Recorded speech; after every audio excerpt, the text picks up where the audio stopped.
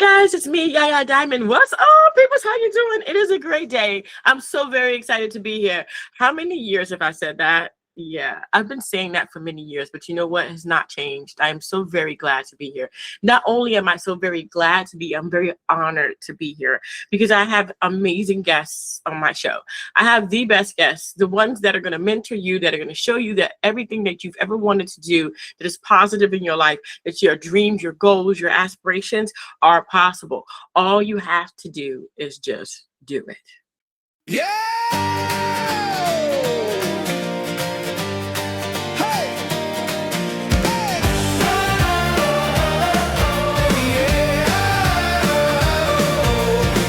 YayaDiamond, dream chasers, we won't wait. Subscribe today before it's too late. Inspiration flowing just like the breeze. Chase your dreams and feel at ease. Be good. Be very good. And that's why we have Mr. Gary Lindberg back on the show today. Welcome back. Well, thank you, Yaya. Thank you for taking more time again to talk with me. I appreciate it. Oh, thank you. Thank you. Let me tell you something, Mr. Lindberg. I had such a wonderful time on our last interview. I felt like just a few minutes ago. Yes, I agree. But not only that, you have another book out. So, I mean, you know, what is this? You never thought you were going to be an author, and now you're a proficient author.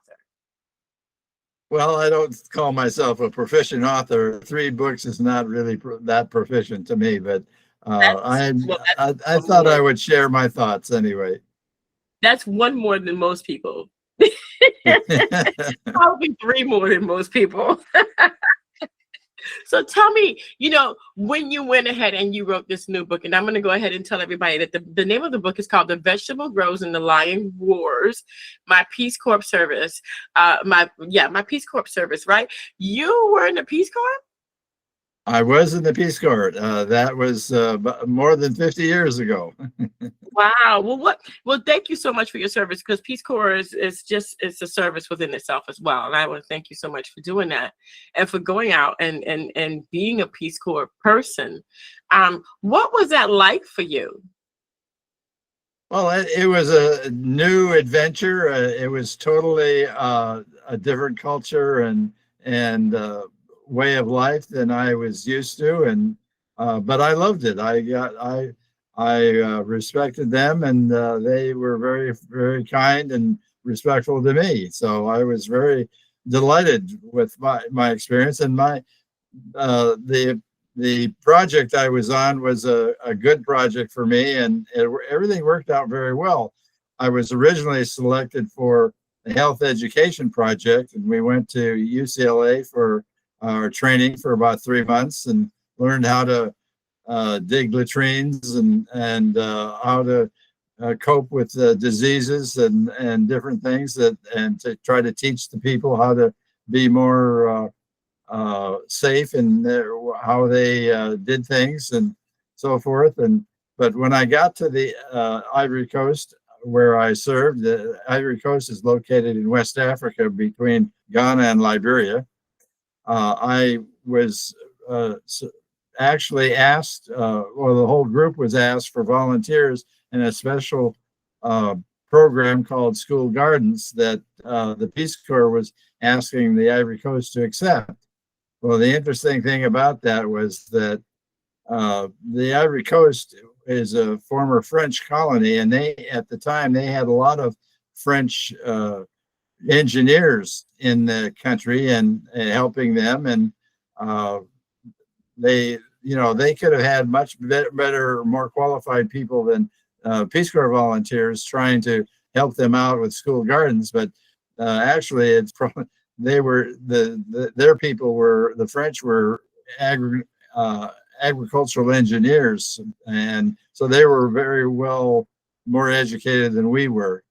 But of course, the job that we were doing was teaching the primary school children how to more effectively grow vegetables in a tropical climate. And so we came up with ideas that we learned from the local United Nations FAO expert that taught us what we needed to know. And so then we would visit the schools and communicate the teachings to them as well. That is so cool. So learn how to grow your own vegetables in the climate, and understanding that this is their lifeline. This is going to be their food. That's just wow. Well, I mean, okay, so you went into the Peace Corps. Why did you do that though? Why did you what possessed you to get into the Peace Corps? What was it that turned the tide? Well, I was in the 1964 and 65, I was a student at the University of California, Berkeley, where they had the free speech movement. And I was there in 1964, when they had that free speech movement. But during that time, especially the last year, Sergeant Shriver, President John F. Kennedy's brother-in-law, came to the campus on one of his frequent recruiting trips. And I saw him in the fall semester, and I was very interested and impressed with him, and thought it would be a wonderful experience to do that. And but I decided it really wasn't for me. So then the spring semester came along, and he came back. Sergeant Shriver again presented his information, and I again was very impressed with him. And I said, well, this time I think I'll try. I'll apply. They probably won't select me, but I'll ask anyway. So I filled out the application form, and I had got 10 people to offer references for me as they required. And so then I decided to apply and submitted that. One of my references happened to be the pastor of my church. And he told me very bluntly and frankly that, you may not want me as a reference because I'm affiliated with a religious organization, and, they may not like that. And so, I'm just alerting you. And I told him bluntly, and myself, that if the church wasn't good enough for the Peace Corps, then the Peace Corps wasn't good enough for me. And because it was a very important part of my life. And if they really wanted to know who I was, then they needed to know about that. So, but it came out that they didn't respond to me before the end of the semester. So I graduated in June 1965. And then I was finished school, so I was no longer deferred. That was the time of the Vietnam War, and we had a draft going on. And so I was on the list to be drafted at that time. So I started figuring, well, before I get drafted, maybe I'll try and volunteer for the Air Force. So I submitted an application to go to Officer Candidate School in the Air Force. And Vandenberg Air Force Base, which is about 25 miles west of Santa Maria, California, where I was growing up. And so it turned out that I went to the Vandenberg Air Force Base for a whole day and filled out forms, did interviews, and I don't know what all I did. I don't remember now. But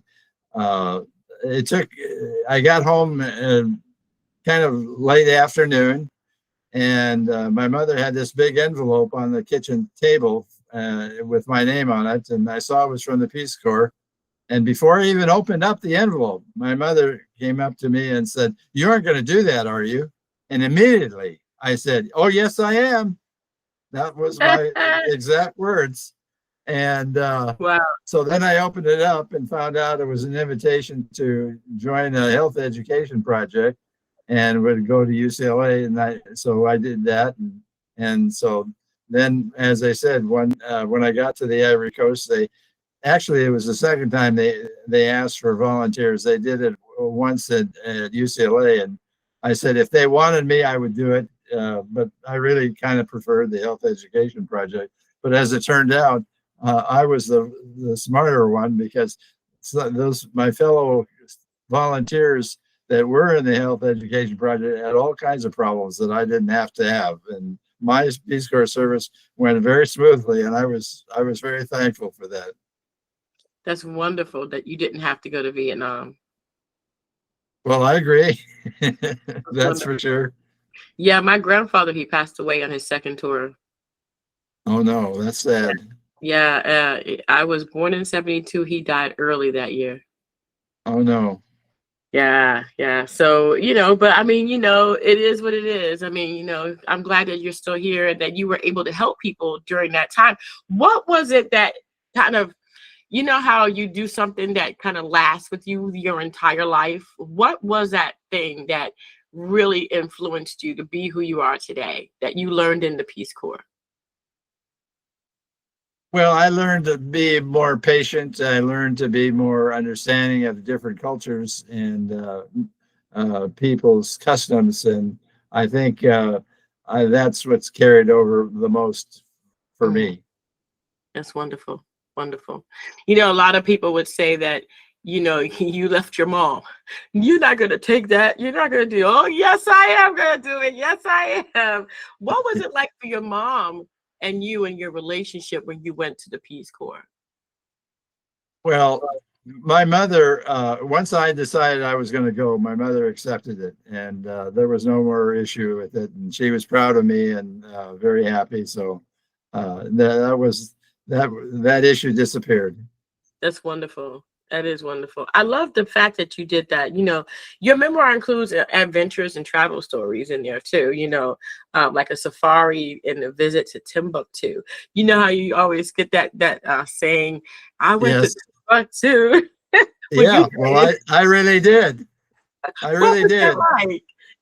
Oh, it was a very interesting. I decided to go in overland, and I took the bush taxis and the bush meal kilos, what they called. They're vans they would hold 17 people, and I left Ganua, where I was stationed in the Ivory Coast, and went north up through the Ivory Coast into Mali, and then while I was in Mali, I visited the Dogon people, who are very well known for their contributions and their architecture and so forth. And so I had to hike overland to get to them, and that was a very interesting thing. And then I climbed on top of a truck. It was a huge truck, and it was filled with all kinds of boxes, I don't know, trunks, everything. It was filled up at least 4 or 5 feet. And then there were about 30 people on top of the bus, and I was one of those 30 people on top of the bus, on top of the truck, I mean. And that took us to Timbuktu. But when we got close to Timbuktu, there's a Niger River going through there, and we had to take an airplane to jump the river and to get into the Timbuktu itself. And so, but it's a village that is close at the southern point of the Sahara Desert, and they were a center place where the most precious trade item was salt. Mm. And so we were there, and we saw. I didn't see as many camels as I thought I might see. I thought it'd be filled with camels, but there weren't that many. But the people were nice, and I stayed at the what they call an encampment there, and so I spent a few days there, and there was a very famous University of Sankore that was there.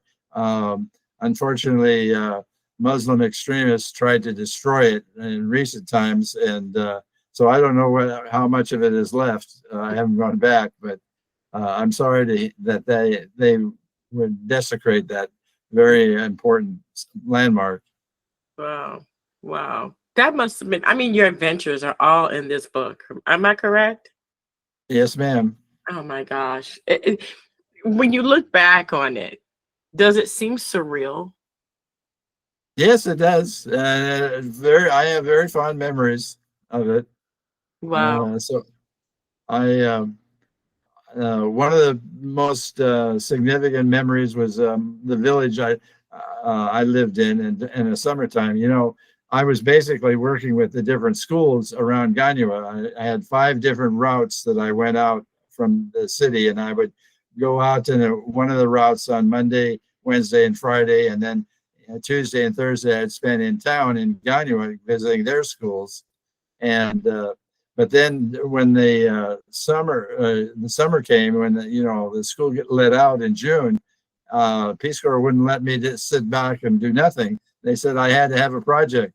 So the second year, I developed a project that within a village, and so I actually traveled northwest of the country and to a village or a town called Ma, and I visited the superprefect. He's a kind of a super mayor of the area, and explained what my project was, that I wanted to develop a village garden based on the same principles I did school gardens. And then he said, okay, well, I'll ask you to go see this other agricultural minister, and he will take you to a village. So they took me to a village, and then I met with all the elders of the village.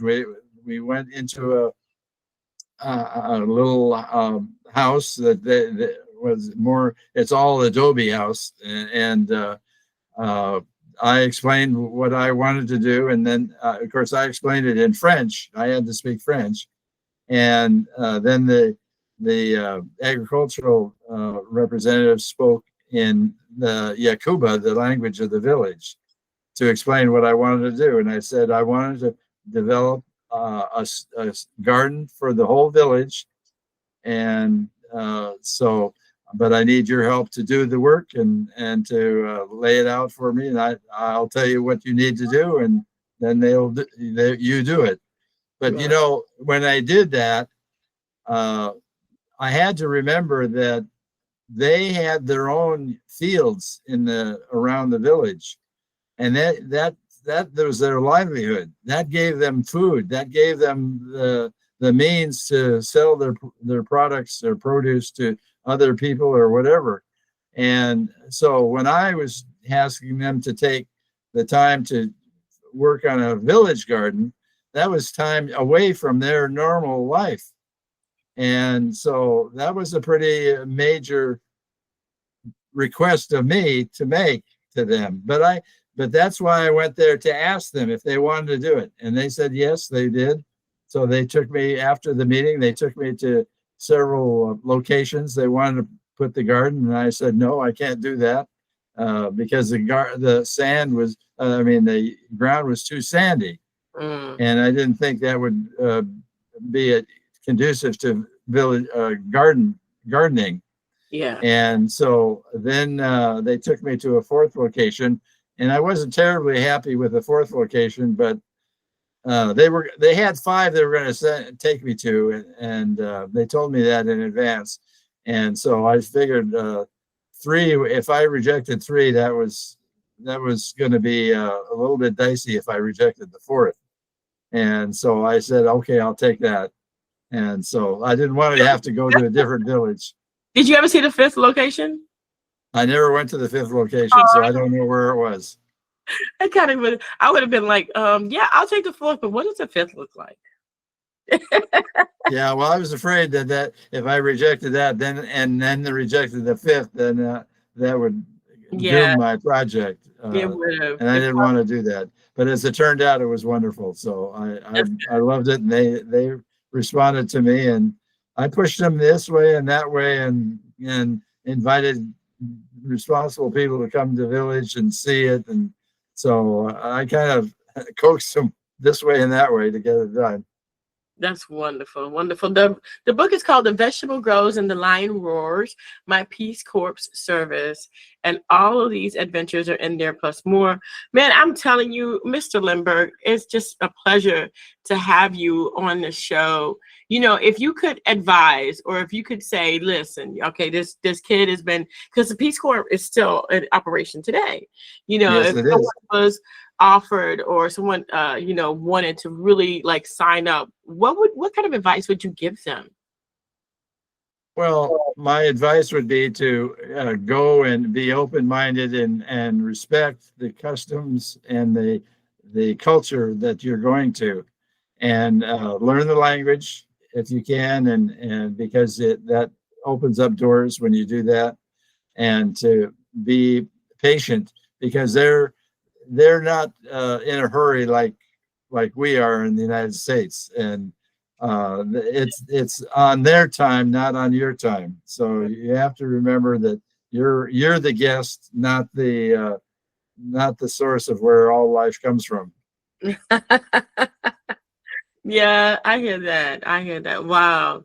That's wonderful. I love that advice. I love that advice. Because, yeah, you just don't know where you're going to go. No, you well, the Peace Corps will tell you, invite you to a specific project, so you have an idea then where you're actually going to go. But until you get the invitation, you have no idea. Mm. Wow. Well, wow. Well, I do hope that this is going to help some people out there and also give some people a real life example of what it's like to live in and be and serve in the Peace Corps, today, yesterday, and even into tomorrow. Mr. Lindberg, is there anything that we missed today that you'd like to say? No, ma'am, I don't think so. I think we explained it pretty well. Thank you. Awesome. Well, we're going to go ahead and put that link to the book. It's called, again, The Vegetable Grows and the Lion Roars, My Peace Corps Service. We're going to put the link to that book. It's also on Amazon. But we're going to put the link in the description box. So it'll be easy for you guys to find it. And that way you can check it out for yourselves. And if you're interested in the Peace Corps, I think this book would be really, really good for you because then you'll kind of get the gist on what it's like to live in there and be in there and serve. Mr. Lindberg, thank you again. Well, thank you again for us. Yeah, I appreciate you taking all this time to talk with me. Anytime, anytime. And I mean it. And you know I do. And thank you guys so much for tuning in. Don't forget to dare to be different. And until next time, guys, bye. Thank